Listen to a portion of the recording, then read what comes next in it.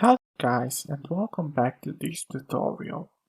In this lecture we are going to discuss a very important topic when it comes to APIs in general, that being the API security, and in general the safeguarding that you can do and you need to do in order to keep your API endpoints safe and also the data that you transmit through these endpoints of your API.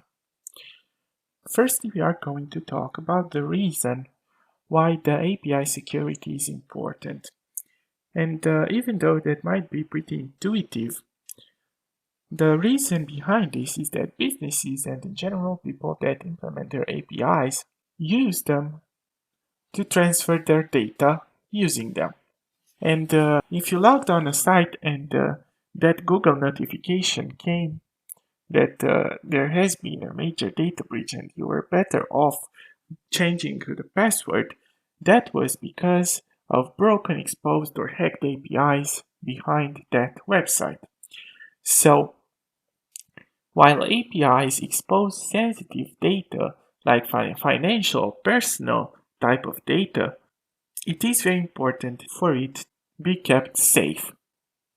Now, of course, not all the data that is exposed publicly through an API is, and neither should it be, protected at this high level.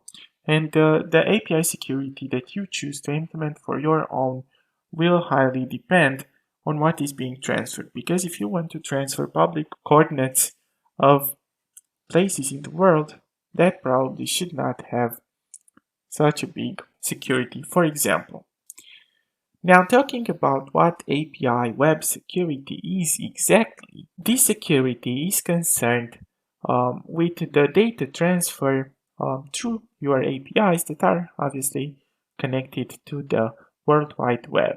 And an open standard for access delegation is Open Authorization, or OAuth. Maybe you've heard of it. And what it does, it basically enables user to give access to other web resources without having to share any passwords. And this is the technology that lets you share on your social media accounts a post from another website that's not in that exact application. And nowadays, as we've talked before, we saw that most of the API implementations are either REST or SOAP. And the REST APIs use HTTP, and the security standard that they support, and it is probably the most fit for them, would be the Transport Layer Security Encryption, also known as TLS. Now, this encryption keeps an internet connection private and also checks if the data that are sent by two systems in between them, may them be a server or a client probably, is encrypted and also not modified once it leaves the sender and on its way to the receiver.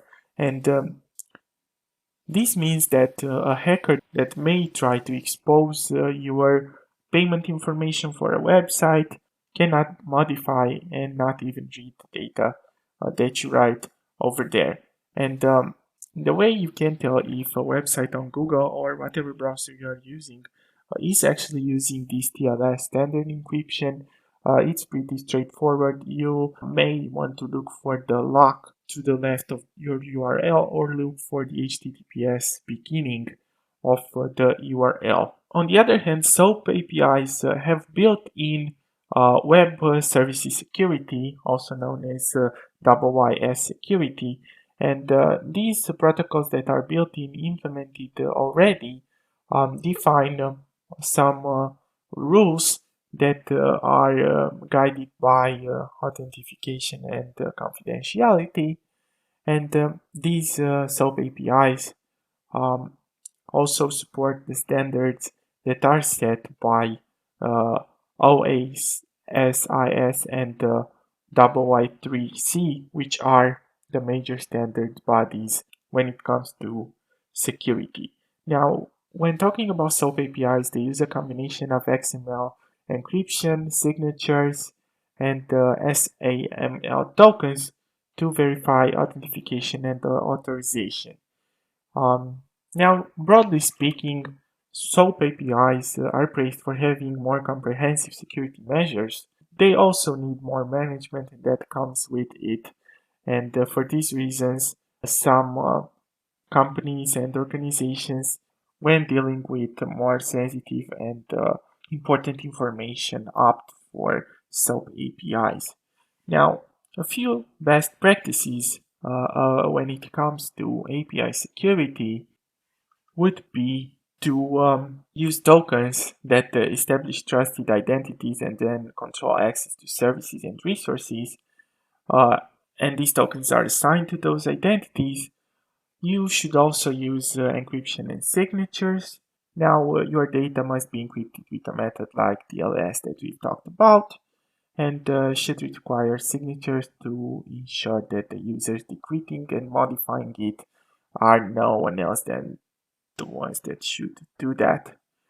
You should also identify vulnerabilities in your API, meaning that you should keep up with the operating systems, networks, and drivers, and things like that. And you should use sniffers to detect security issues and track also any data leaks that may come along. Now, you can also use an API gateway that would act as a major point of enforcement for API traffic, and it will allow you also to authenticate traffic as well as control and analyze ultimately how your API is furthermore used. So this is a broad overview on API security of things that you might want to know. Thank you guys for sticking with me to the end of this tutorial, and I really look forward to seeing you guys in the next one.